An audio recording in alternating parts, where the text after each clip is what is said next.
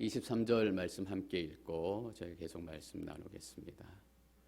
8장 23절 함께 읽습니다. 시작. 그러고는 예수께서 배에 오르셨고 제자들도 뒤따랐습니다. 제자들은 배우는 사람이고 따르는 사람이고 또 함께하는 사람입니다. 예수님의 제자들이 해야 될 일 한 가지입니다. 예수님을 따르는 것입니다. 때로는 내가 같이 따르고 싶을 때, 함께하고 싶을 때 따릅니다. 그런데 그렇지 않을 때도 사실 너무나 많습니다. 나는 하기 싫지만, 나는 가기 싫지만 예수님께서 말씀하시니 모든 것 다 내려놓고 따라가야 할 때가 분명히 있습니다. 그것을 우리는 순종이라고 얘기해요. 예수님께서 호수 건너편으로 가자라고 말씀하셨습니다. 어떤 제자들은 건너가기 싫었을지도 모르겠어요. 다른 복음서에 보면 이 배가 떠날 때쯤은 저녁 때쯤 됐어요. 하루 종일 많은 사람들에게 시달려서 지치게 사역하고 좀 집에 가서 쉬고 싶은데, 좀 몸도 놓이고 또 씻고도 싶은데 예수님께서 호수 건너편으로 가자고 그러시는 거예요. 투덜투덜대면서 예수님 말씀이니까 따라갔던 제자들도 분명히 있을 거예요. 그런데 분명한 것은 제자들이 예수님의 제자로서 해야 할 일을 분명히 했다라는 거예요. 뭐냐면 예수님께서 배에 오르시자 제자들이 뒤따랐다라고 얘기했어요. 따른다라는 것은 제자의 가장 큰 특징입니다. 베드로가 예수님이 불렀을 때 그물을 버리고 예수님을 따랐습니다. 요한을 불렀을 때 배를 버리고 예수님을 따랐어요. 제자들은 너무나 믿음의 행동과 또 순종의 모습을 보였어요. 그런데 중요한 것은 무엇이냐 하면 그들 삶 가운데 폭풍이 불기 시작했다라는 겁니다. 24절 말씀 계속 읽겠습니다. 24절 시작. 갑자기 바다에 큰 폭풍이 일어 배 안으로 파도가 들이쳤습니다. 그러나 예수께서는 주무시고 계셨습니다. 이게 우리 인생의 아이러니입니다. 또한 이게 우리 신앙의 아이러니입니다. 예수님께 순종했더니 파도가 치고 배가 흔들린 거예요. 예수님께 순종했더니 어려운 일이 생긴 거예요. 여기 예수님하고 같이 따라오지 않고 순종하지 않았으면 이런 어려움들은 분명히 생기지 않았어요. 제자들은 안심했을지도 모르겠습니다. 근데 갑자기라는 말이 나와요. 갑자기라는 말은 생각하지도 못했다라는 거예요. 왜 생각하지 못했을까? 베드로, 요한, 안드레, 야고보, 다른 제자들도 배 사람들이 있었을 거예요. 그들이 갈릴리에서 고기 잡는 거에 잔뼈가 굵었던 사람이에요. 바람의 방향만 봐도, 하늘의 색깔만 봐도 폭풍이 불 건지 고요한 바다가 될 건지 척하면 탁 아는 그런 사람들이에요. 물론 갈릴리 호수가 지역적으로 갑자기 돌풍이 부는 그런 경우도 꽤 있었지만 제자들이 저녁에 배를 떠나기 전에 그런 기미가 보였다면 절대 배를 출발시키지 않았을 것입니다. 그리고 더 안심했을 거예요. 왜냐하면 예수님께서 함께 가시기 때문이에요. 병을 고치고 귀신을 떠나보내고 말씀 하나로 모든 것을 해결하시는 예수님 그 배에 탔으니 그 인생은 탄탄대로라고 생각했을지 모르겠어요. 근데 이들의 고난은 예수님이 배에 타셨기 때문에 시작이 되는 것입니다. 여러분, 이게 제자도입니다. 여러분에게 설교 서두에 한 질문을 던지고 싶습니다. 예수님의 제자가 된다라는 것이 이런 것인데 그래도 여러분들은 예수님의 제자가 되시겠습니까? 갑자기 바다에 큰 폭풍이 일었대요. 큰 폭풍, 메가스톰이라는 거예요. 예수님의 제자들이 예수님을 순종하고 따랐을 때는 메가스톰을 예상하지 않았어요. 예수님의 제자들이 예수님을 따르기 시작했을 때는 메가철치를 기대했어요. 메가라이프를 기대했어요. 메가스토어를 기대했어요. 어디 보니까 메가스터디라는 학원도 있더라고요. 어떤 거예요? 내가 메가라이프, 남들보다 큰 인생, 성공한 인생이 되고 싶습니다. 사실 우리 그런 마음으로 예수님 처음 따르기 시작합니다. 예수님의 제자가 된다는 것, 조금 어려움이 있겠지라고 생각하지만 그냥 적당한 어려움, 가다가 발이 좀 다치고 조금 엎어지고 무릎 까지고 이 정도 어려움이에요. 그리고 나머지는 메가철치. 목사들이 목사 안수 받을 때 다 메가철치를 꿈꿔요. 내가 폭풍을 만나고 내가 좌치하고 위험에 빠진다 이런 생각 가지고 안수 받지 않아요.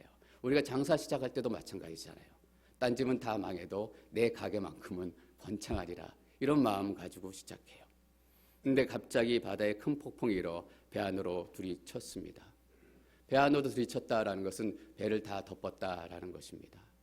여러분 어떻게 이런 일이 일어날 수 있습니까? 이 제자들이 한 일이라고는 예수님한테 순종한 죄밖에 없는데 그들이 무슨 죄가 있다고 그들의 인생에 여기서 폭풍이라는 얘기는 흔들다라는 거예요. 원래 뜻이. 원래 지진이라는 거예요. 마태가 폭풍이라는 표현에 이 지진이라는 표현을 썼어요. 흔든다는 표현을 썼어요. 왜 그랬을까? 이 폭풍은 그냥 폭풍이 아니라 그들의 인생 전부를 흔들어버리고 지진 같은 두려움을 주는 폭풍이었기 때문이에요. 아무도 이 폭풍을 피해갈 수 없고 아무도 이 흔들리는 것을 피해갈 수 없고 제자들이 잘못한 게 뭐 있어요, 여러분? 여러분이 잘못한 게 뭐 있어요? 박재영 목사가 잘못한 게 뭐 있습니까? 근데 더 황당한 일이 있어요. 여러분 보세요. 그러나 예수께서는 주무시고 계셨습니다. 어떻게 이런 일이 있을 수 있어요, 여러분?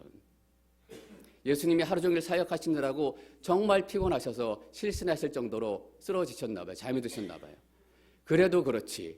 배가 그렇게 들이치고 파도가 들이치고 배가 흔들리는데 예수님이 어떻게 주무실 수 있어요, 여러분? 이해가 안 되죠.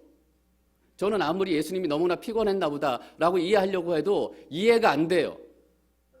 어떻게 그 상황에 예수님이 주무실 수 있냔 말이에요. 여러분 맞아요. 이해 안 될 때 있어요. 내가 이렇게 힘들고 어렵고 고통스러운데 어떻게 하나님은 내 기도에 응답도 하시지 않고 주무시는 것처럼 잠자는 것처럼 졸지도 않고 주무시지도 않고 이 하나님은 성경에만 나오는 하나님이에요? 이해가 안 되는 거예요. 하나님, 내가 비를 맞아가지고 생쥐꼴이 됐어요. 내 인생 어떤 꼬라지인지 보이시죠? 근데 하나님은 주무시고 계세요? 예수님은 주무시고 계세요? 마음이 너무 답답하더라고요, 여러분. 근데 이때 제자들이 어떻게 했는지 잘 보세요. 25절 말씀 계속 읽습니다. 25절 시작.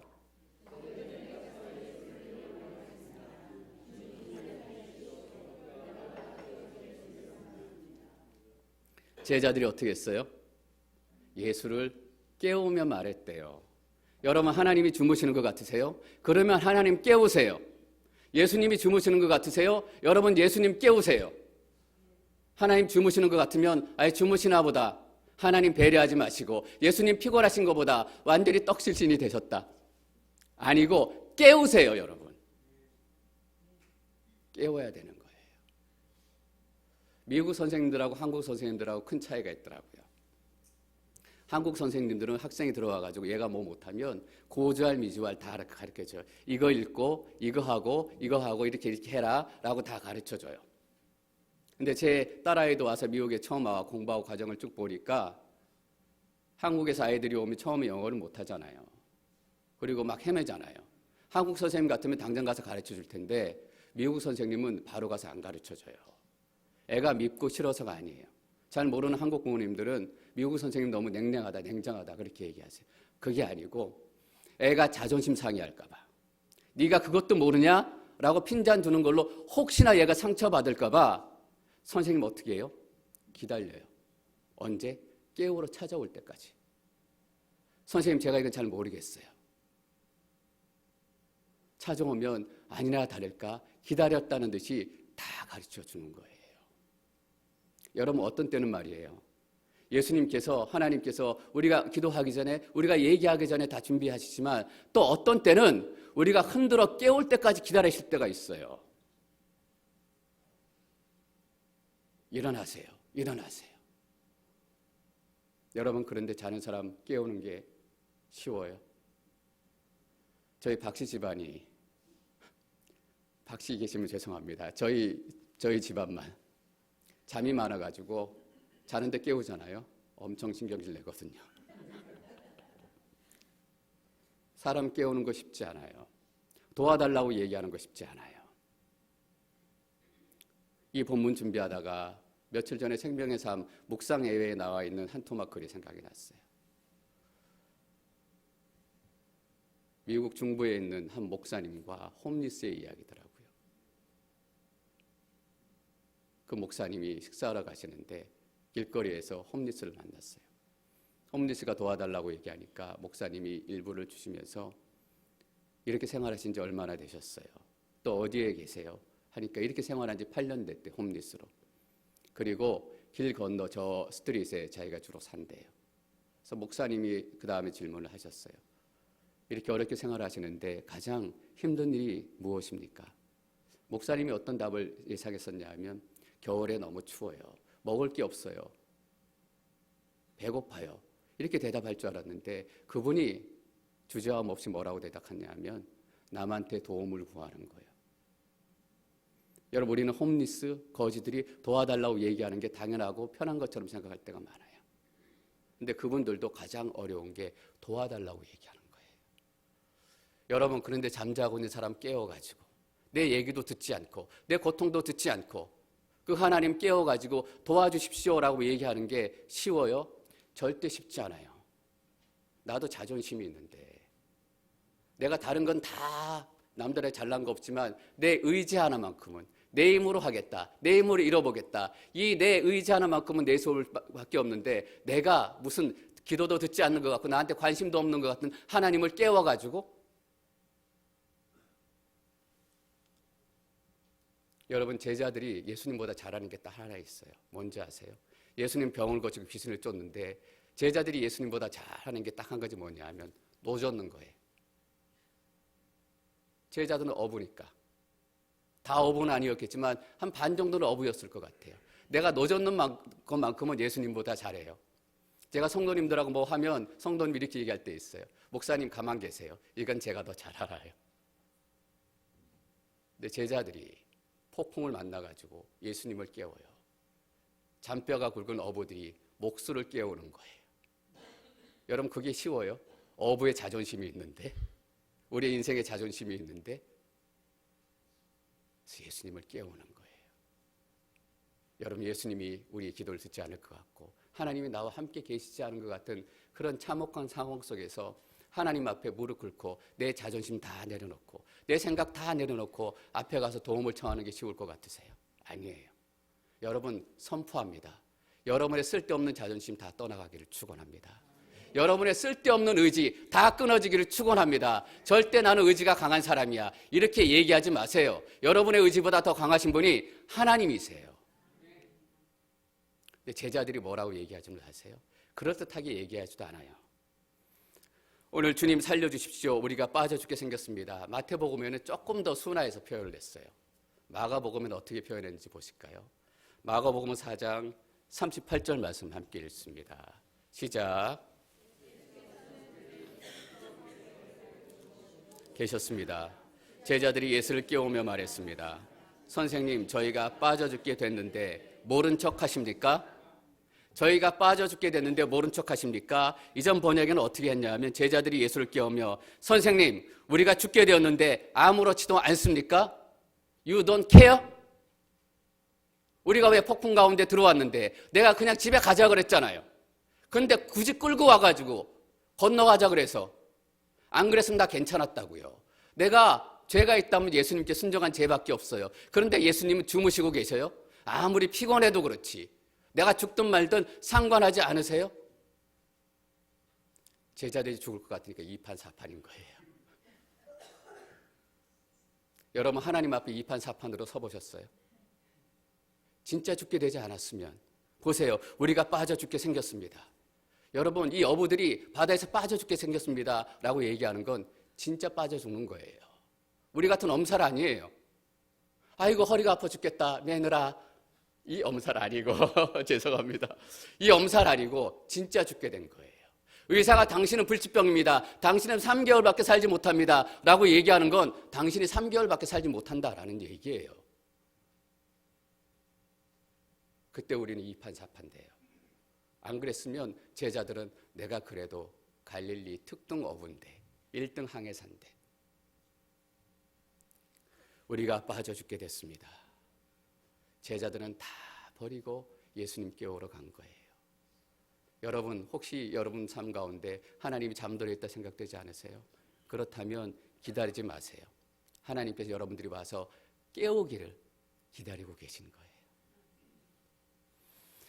26절 말씀 계속 읽겠습니다. 26절 시작. 예수께서 대답하셨습니다. 왜 그렇게 무서워하느냐? 믿음이 적은 사람들아. 그러고는 일어나 바람과 파도를 꾸짖으셨습니다. 그러자 호수는 잔잔해졌습니다. 예수께서 대답하셨습니다. 왜 그렇게 무서워하느냐? 저는 여기 why, 왜 여러분들이 지금 동그라미를 쳐두셨으면 좋겠습니다. 성경 읽을 때 이 부분을 지나갈 때마다 왜라는 단어가 여러분 마음에 타고 왔으면 좋겠어요. 예수님 첫마디 뭐예요? 왜 두려워하느냐? 이 믿음이 적은 자들아. 왜 두려워해요? 믿음이 적기 때문에 두렵습니다. 믿음이 적은 사람은 두려워하고 무서워하게 돼 있어요.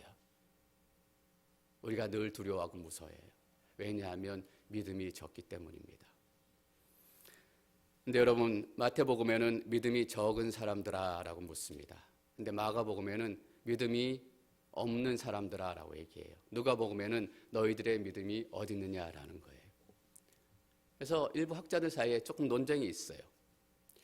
예수님이 말씀하신 진짜 의도는 뭘까? 제자들이 믿음이 적다는 얘기일까? 제자들의 믿음이 없다는 얘기일까? 여러분, 믿음이 적다는 거하고 믿음이 없다는 거하고는 분명히 달라요. 비슷한 얘기 같지만 천지 차이가 될 수 있어요. 근데 마태복음에는 믿음이 적은 자들아 얘기했고 마가복음에는 믿음이 없는 자들이다 라고 얘기했어요. 여러분, 예수님의 마음은 무엇이었을까? 이런 예화를 여러분들하고 한번 드려볼게요. 남녀가 데이트해요. 잘 데이트하고 밥도 먹고 영화도 보고. 근데 가지 말아야 될 곳을 간 거예요. 그 자매님하고 백화점을 들어간 거예요. 옷도 보고 이 몇백 불짜리 옷을 막 질척거리면서 이렇게 갖고 싶어하고 이거 사줄래? 이렇게 물어보는 거예요. 근데 그날 돈 다 쓴 거예요. 주머니를 보니까 25센트짜리 쿼러 동전 하나밖에 없어요. 근데 남자가 뭐라고 얘기해요? 이거 사줘. 그럼 남자가 뭐라고 얘기해요? 나 돈 없어 그러죠. 나 25센트짜리 동전 하나 있어. 보통 그렇게 얘기하지 않아요. 나 돈 하나도 없어 얘기해요. 어떤 의미예요? 내가 가지고 있는 25센트로는 이거 택도 없다. 돈 없다고 얘기하는 거하고 25센트 있다고 얘기하는 거하고 똑같은 거예요. 여러분, 예수님이 믿음이 적은 사람들아, 믿음이 없는 사람들아, 우리 믿음 25센트밖에 안 되기 때문에 믿음이 없다고 얘기해도 틀린 얘기가 안 된다는 거예요. 우리의 믿음으로는 300불짜리, 500불짜리, 1000불짜리 옷이 아니라 5불짜리 커피 한 잔도 못 사 먹는다는 거예요. 여러분, 이게 우리 믿음이잖아요. 우리는 꼴랑 25센트 믿음 가지고 그 정도짜리 믿음 가지고 엄청 잘난 척해요. 근데 보세요. 왜 그렇게 무서워하느냐? 믿음이 적은 사람들아. 너의 믿음은 없다고 얘기해도 좋을 정도로 하나도 없고 거의 없다. 그냥 그 정도면 25센트짜리 믿음밖에 없다라고 예수님께서 한번 책망하신 후에 이렇게 기록이 되어 있어요. 그러고는 일어나. 여러분, 이게 얼마나 놀라운 예고 얼마나 놀라운 말씀인지 모르겠어요. 그러고는 일어가. 예수님께서 25센트짜리 믿음에 일어나신 거예요. 너는 왜 백부장 같은 믿음이 없느냐? 너는 왜 나병 환자 같은 믿음이 없느냐? 봐라, 나한테 배우지도 않고 나한테 듣지도 않고 나와 함께 살지도 않는데 나병 환자 백부장은 목숨을 걸고 나한테 와서 믿음으로 기적을 경험했다. 너희는 나와 먹고 사고 함께 지내면서 늘 같이 기적을 경험하고 같이 기적을 행하면서 너희 믿음은 꼴랑 25센트냐? 라고 얘기하시지 않고 그 믿음에 뭐예요? 그러고는 일어나. 예수님께서 일어나셨어. 25센트짜리에. 여러분, 우리의 기도가 응답이 되는 게 당연해요? 아니에요. 우리의 기도 응답이 되는 건 당연하지 않아요. 왜냐하면 꼴랑 그만한 믿음 가지고 기도하는데 안 되는 게 맞아요. 예수님께서 적은지 없는지 상관없는 그 정도 믿음에 일어나는 거예요. 여러분, 이 일어난다라는 단어가 복음서에 중요한 단어예요. 그냥 앉았다 일어나는 것도 일어나는 거지만 예수님께서 무덤을 뚫고 다시 살아나셨다라고 얘기할 때 에게이로 일어나 똑같은 단어를 써요. 그래서 어떤 학자들은 예수님께서 여기서 일어난 것은 나중에 십자가에서 부활하시고 새로운 생명으로 우리와 함께 하시고 우리의 모든 저주를 끊으신 그것들을 우리에게 상징적으로 보여준다라고 얘기하는 학자도 있어요. 예, 그럴 가능성도 있고 어떤 면에서 보면 너무 나간 해석일지도 몰라요. 근데 한 가지는 분명하잖아요. 예수님께서 우리의 믿음, 우리의 부르짖음. 제자들이 뭐라고 했어? 우리 죽는데 신경도 안 쓰시고 상관도 안 하십니까? 기도해요. 그냥 탄식이고 분노고 억울함을 표출하는 거예요. 근데 그 기도에 반응하셔가지고 예수님께서 일어나시는 거예요. 여러분, 일어나서 뭐 하셨어요? 너무 놀라운 얘기잖아요. 일어나서 제자들을 꾸짖으신 게 아니라 뭘 꾸짖어요? 바람과 파도를 꾸짖으셨습니다. 저 같으면 제자들 꾸짖었어요. 저 같으면 제자들 쫓아냈어요. 건너가자마자 너희는 나 다 떠나라. 차라리 내가 백부장 데리고 나병 환자 데리고 새롭게 12명의 제자를 데리고 시작하는 게 낫겠다. 그리고 제자들 꾸짖고 쫓은 것이 아니라 바람과 파도를 꾸짖으셨어요. 여러분, 원래 처음부터 예수님에게는 제자들을 꾸짖고 싶은 마음이 없었다라는 거예요. 제자를 쫓고 싶은 계획이 없었어요. 예수님의 계획은 뭐냐 하면 파도와 바람을 꾸짖고 내어 쫓는 거예요.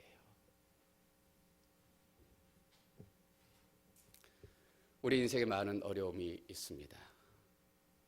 정말 폭풍 가운데 서 있는 작은 배처럼 흔들리고 위험하고 언제 엎어질지도 모르고 비가 들이치고 바람이 들이치고 파도가 들이치고 여러분 그때 한 가지만 여러분들 기억하시기 바랍니다. 예수님은 여러분들의 편인가? 예수님은 바람과 파도의 편인가? 지금 여러분들의 삶을 괴롭히고 있는 것이 무엇입니까? 자식의 문제일 수도 있어요. 가정의 문제일 수도 있어요. 경제의 문제일 수도 있어요. 아니면 더 심각한 문제일 수도 있어요. 근데 기억하세요, 여러분. 예수님은 그 문제의 편이 아니라 여러분의 편이에요. 그 문제들을 내어 쫓기를 원하시지 여러분들을 내어 쫓기를 원하시는 거 아니에요. 여러분 솔직히 우리 까놓고 얘기하면 나병 환자 같은 믿음 없습니다. 백부장 같은 믿음 없습니다.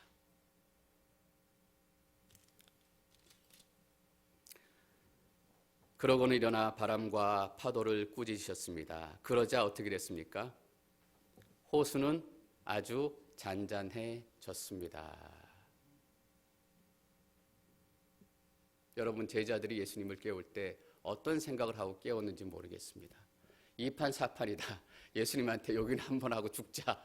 이런 마음이었을지 예수님이 우리랑 다른 분이니까 어떻게 구원의 방법이 있겠지 라고 생각했을지도 모르겠어요. 근데 제가 확신하는 건 이건 아니었어요. 예수님께서 일어나셔서 바람과 파도를 꾸짖으시니까 바다가 잔잔해졌다? 이런 건 상상도 못했을 거예요. 여러분 상상했어요? 예수님이 꾸짖으니까 곧바로 바다와 파도가 잔잔해졌다. 여러분 이런 생각하지 마세요. 하나님 내 문제 어떻게 할까? 하나님 우리 가정 얼마나 심각한지 아시죠? 우리 아들 얼마나 심각한지 아시죠? 하나님 어떻게 고칠 거예요? 이 병 어떻게 고칠 거예요? 여러분 하나님 우리의 방법으로 고치지 않습니다. 하나님은 하나님의 방법으로 한순간에 고쳐요. 박정호 선교사님이 간이 다 굳고 간에 종양이 5개나 발견이 됐어요. 그냥 간이 굳어서 죽는 것밖에 없었습니다. 간 이식 외에는 없어요. 근데 누가 간 이식을 해주겠어요? 근데 박정호 선교사님이 덩치도 크시잖아요. 한 사람의 간으로는 안 된대요. 그러니까 2사람의 간이 있어야 된대요. 죽었다 싶은 거죠, 여러분. 의사가 그렇게 얘기하는데 전문가가 죽겠습니다라고 얘기했는데 죽는 거예요. 근데 막내딸이 자기가 간을 이식하겠습니다라고 나섰는데 여러분 이게 무슨 조화인가요? 어떤 분들이 조화라고 얘기할지 모르겠어요. 막내딸의 간이 특별히 커서 그 막내딸 간 하나 이식만으로도 괜찮다라는 거예요. 그래서 간 이식하는데 박정호 선교사님은 16시간 수술하고 그 막내딸은 12시간 수술하고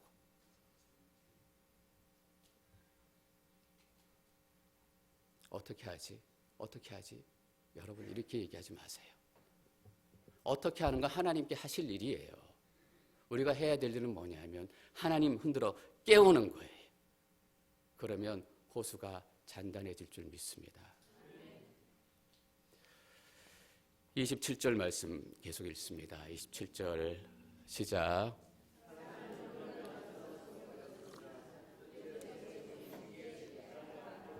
저분에게 복종하는가? 사람들이 놀래요. 여러분 도대체 뭐 가지고 놀라십니까? 요즘에 정말 사람들 간이 배 밖에 나와가지고 웬만한 일에는 꿈쩍도 안 해요. 근데 복권이나 1등 한 번 맞으면 놀랄까? 아니에요.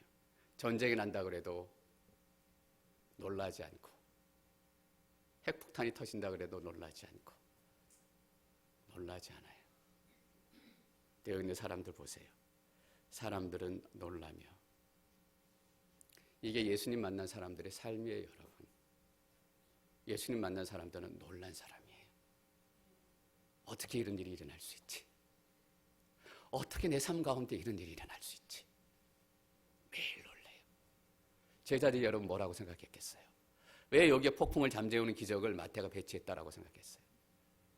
제자들은 예수님이 놀라운 분인 거 알았어요. 나병도 고치고 문둥병자도 고치고 절름발이도 고치고 소경도 고치고. 근데 제자들은 또 예수님을 만나는 거예요. 폭풍과 파도를 잠잠케 하시는 예수님. 매일 놀라는 거예요. 제 자신에게 물어봐요. 박재영 목사, 너는 예수님 때문에 놀란 게 언제냐? 너무나 까마득한 long time ago 기억할 수가 없는 것 같아요.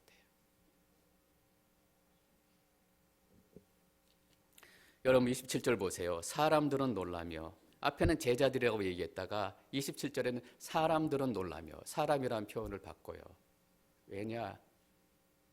너희들이 제자냐? 너희들이 제자라고 뽐냈냐? 너희들이 좀 안다고 뽐냈냐? 너희는 사람에 불과하다. 한 인간에 불과하다. 예수 그리스도의 권능 앞에 섰을 때, 예수 그리스도의 임재 앞에 섰을 때 너희는 제자도 내세울 것도 하나도 없고 연약한 한 인간, 한 사람에 불과하다. 그저 예수님의 위엄에 놀라서